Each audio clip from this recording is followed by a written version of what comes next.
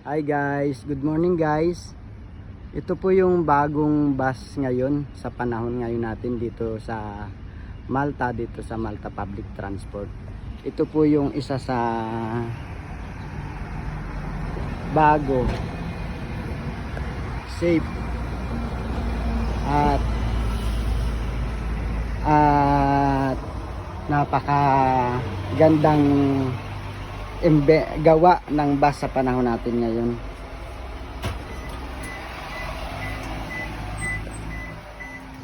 Sobrang safe po siya kung marunong ka po gumamit ng mga mirror. Katulad niyan, may blind spot na siya.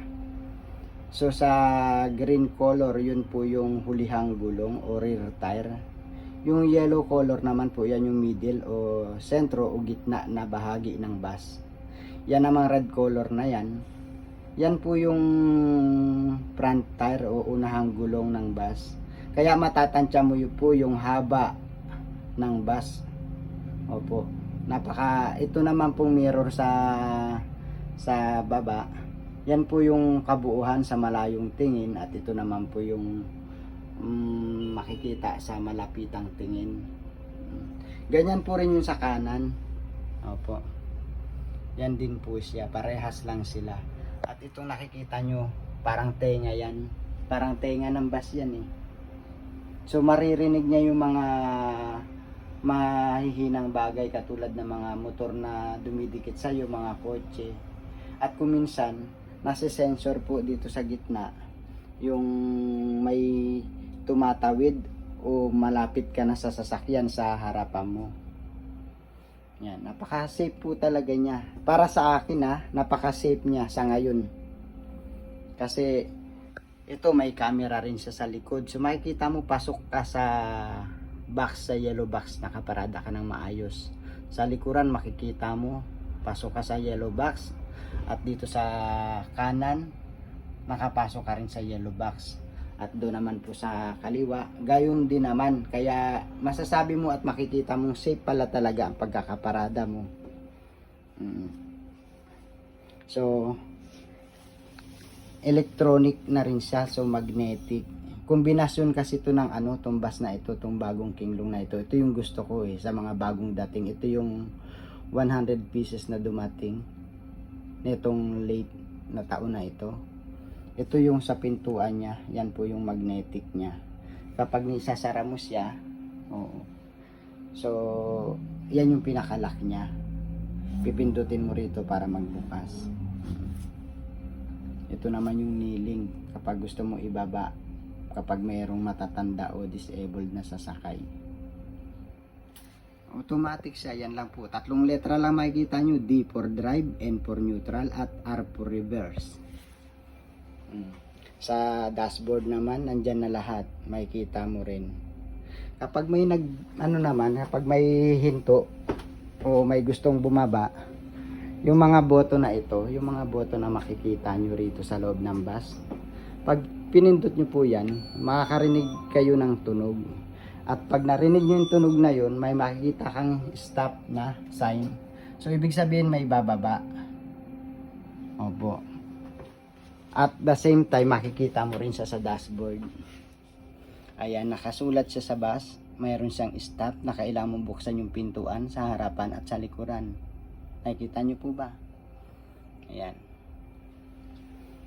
Safe po ito para sa akin. Para sa akin Sa ngayon, yung mga bus kumpara sa mga bus na unang dumating, mas gusto ko to. Kombinasyon po siya ng diesel, electric, at saka ng hydraulic.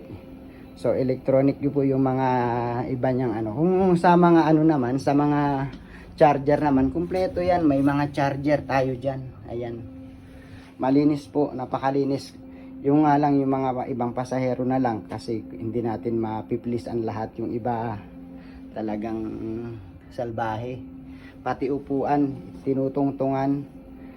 Kaya rin pinagbawal yung pag-inom ng kape at pagkain sa loob ng bus kasi unang-una ang bus, hindi naman po ito restaurant o cafeteria, public transport po ito. Kaya bawal po talagang kumain sa loob at uminom, manigarilyo. May mga CCTV po yan dyan sa loob. Halos 7 CCTV po ang nakapaloob sa loob ng bus na ito, kaya makikita at makikita kayo kung re-reviewin kung may gagawin kayong hindi maganda. Ayan, maraming CCTV ang loob ng bus na ito.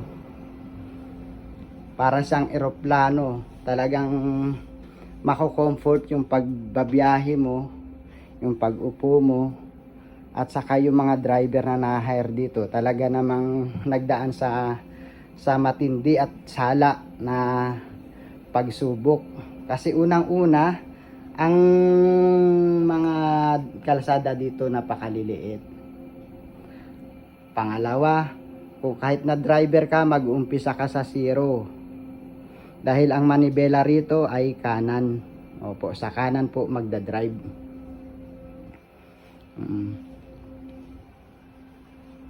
Ayan.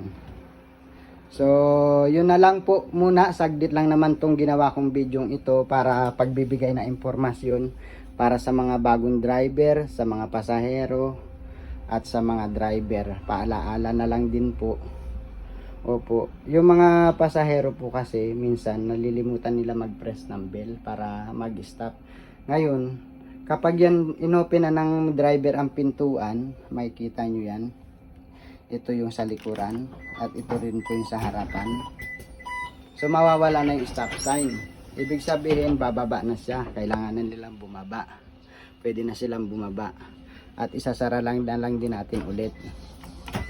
Yan, ganun lang po kasi hindi naman po alam ng driver ang nasa isipan natin kung saan tayo pupunta at kung saan tayo bababa. Kaya kailangan natin mag-press ng bell. Ganun din sa mga pasaherong nasa labas na nag-iintay ng bus. Kailangan nyo ring ihinto o parahin yung driver para alam niya kung sasakay kayo. Kasi iba-iba po ang direksyon ng mga bus na dumadaan dito. Sa mga bus stop, hindi alam ng driver kung saan ka sa pupunta. Kaya kung hindi mo siya paparahin, hindi kahihintuan kasi hindi naman niya alam na ikaw yung kailangang bus number na sasakyan mo. Yun lang po, paalaala ko lang po. Maraming salamat po sa mga nakakapanood at nakikinig ng bidyong ito. God bless us po sa ating lahat. Enjoy and safe travel po. God bless.